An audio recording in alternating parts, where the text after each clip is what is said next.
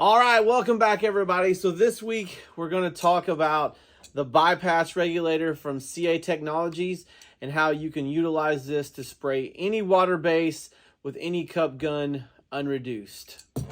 Let's get to it.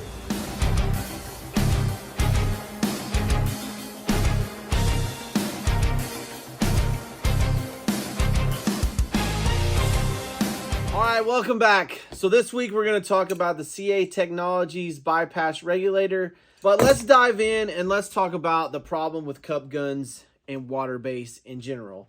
From a cheap Harbor Freight to the expensive. All right, so I have a bunch of them here. So I have the Harbor Freight Black Widow, which is very nice. I have a very, very popular gun in the automotive industry, the WS4000 from Unreduced, great gun. I have the Apollo 7700, and a lot of people don't know this. If you're a turbine user and you have this gun, then you can basically just take a fitting and it will screw right into the bottom of this, and now you can use it for a gun for air pressure. I'm going to be spraying with this in some other videos and stuff. And then I bought a very expensive $700-800 Wacom gun. The reason why I've got all these guns here is because I was told that your more expensive guns would spray water base because they have bigger internals or whatever. So I bought these two guns and I realized that I had the same problem with these guns as I've had with any other cup gun in spraying water base. There's just not enough force or fluid pressure to push it out to where it can be atomized. Once it gets to the tip, any of these guns will atomize the product. The problem is pushing it out. So I think I was at Denny Jance's shop, and we went to the store and we hooked up the Black Widow to this just to see if it would work. And then at that point, we figured out that pretty much any cup gun that you can buy, if you buy this, I think it's about $120 regulator, that you can basically spray any water base unreduced through that gun. So what I want to do is I want to kind of show you how this works, and then we're going to jump over into the spray booth, and I'm going to show you with this gun spraying with this style PPS, and then with this style PPS with the pressure on it.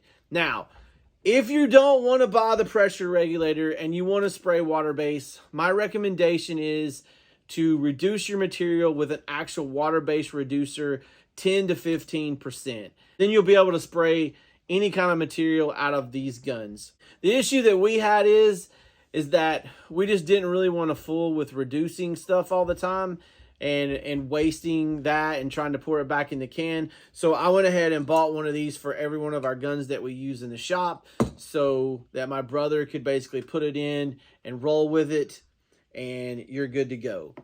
The way that this works is your air comes through here and bypasses through to your gun, and then you have a regulator, and this would connect up to your PPS2 or PPS1, whichever one you want to use, it doesn't matter. I have the PPS2 system and the one system. I should really just go to one system. But basically what would happen is you put it into here, and then this adjustment knob here is going to adjust the air going to the pressure cup. And generally, depending on the viscosity, you want anywhere between 2 and 5 psi to the cup. Then you're going to still have this. It's going to bypass through to here, and you're still going to have your air adjustment here, like how much air you want in. Okay, now on this gun, it's kind of a giant big conglomeration because of the way that this is designed here on this gun. Now on the Harbor Freight gun, your air adjustment is here like it is on a SATA, and then for the Unreduced, it would be right here. So this piece would take away your old regulator, and basically you adjust your air here. On the Apollo, your air adjustment is going to be up here. So just depends on the type of gun that you're going to use. So let's jump over into the spray booth and let's take a look and see what the difference is unreduced through this and then with the pressure regulator attached. All right, listen. Okay, so we have the wall column set up now with the bypass regulator, and we have it set to about 2 PSI, and we've got 30 on the trigger. So basically this cord just goes up to here, and I'm gonna have Wesley shoot this thing, and then we're gonna measure it. It's probably gonna take him 2 passes, and we're trying to get to 4 or 5 wet mills. All right, go ahead.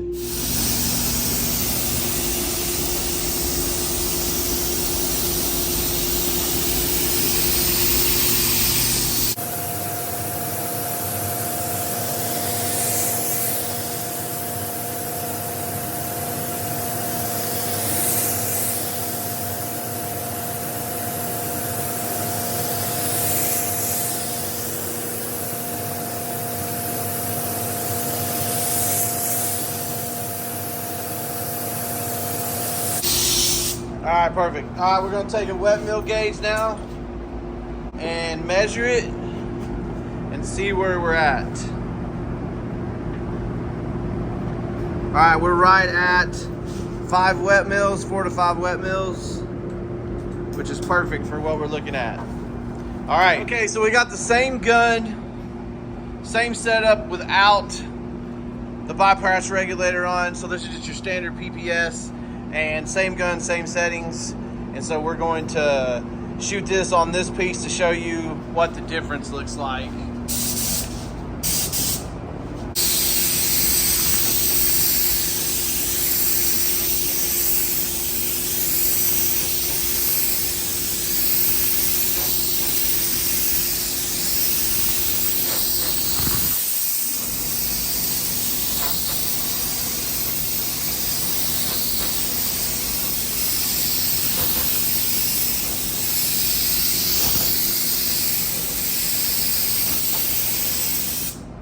I don't think that's 4 or 5. Let's check it. All right, so how many passes did we do? All right, so it took us 3 passes to get this, and we're still light right in there, so hit that again.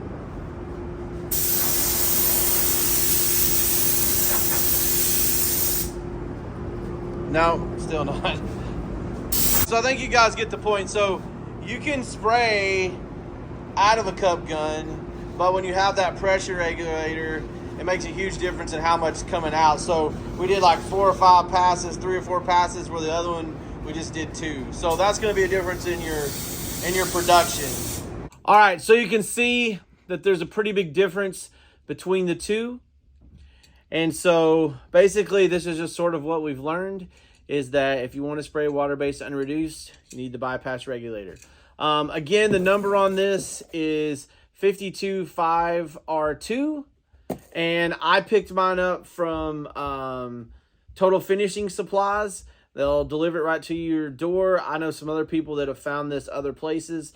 I don't care where you buy it. I just want you guys to have success shooting water base in a cup gun if you so choose, if you've got a smaller project or something like that. Generally, we use ours if we have something that we're doing that the doors are under 5 or 6, and we will pretty much use a cup gun for that, and you can shoot your primers or whatever. Now, needle nozzles, it doesn't really matter because you can adjust your pressure here. So in this gun, we run a 1.3 or 1.8. The same with this gun. So generally, we'd run our primers with a 1.8, and then we run our top coats with a 1.3. So anyway, that's pretty much the gist of it. Now, somebody's going to ask me about a compressor setup, and I will show that in another video. I'm assuming in this video that you have a compressor that will run these guns, so you're going to need something that's 80 gallons or more with like 13 to 14 CFM delivery. I'll show you in another video on if you want to run something like this on site, how you can daisy chain 2 together and you can run a cup gun with success out on site. So hope you guys enjoyed the video, and I hope this helps clarify how to shoot water base with a cup gun. And remember, guys, test, don't guess. We'll catch you next week.